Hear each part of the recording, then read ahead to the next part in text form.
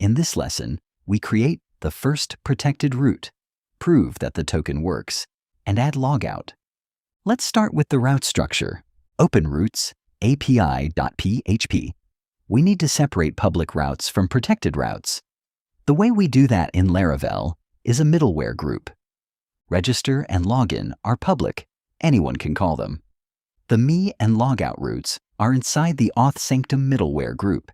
That means Laravel will check the bearer token before the request reaches the controller. No valid token, no access.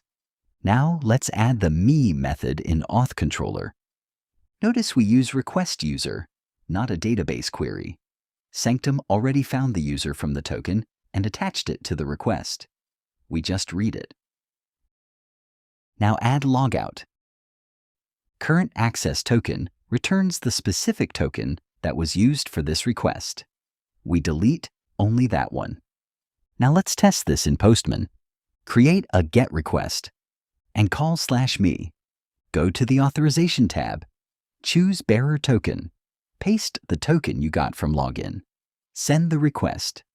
You should see the logged in user returned. Now remove the token and send the request again. You get 401 unauthorized. That is auth Sanctum doing its job. Now test logout. Use the same bearer token.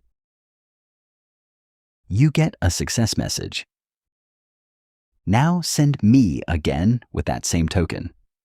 It fails with 401 because the token no longer exists in the database.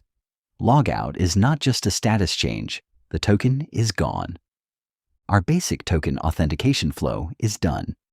Register, login, protected routes, and logout all work. Now, we need something worth protecting. Next, we build the project's resource, and every project will belong to the user who created it.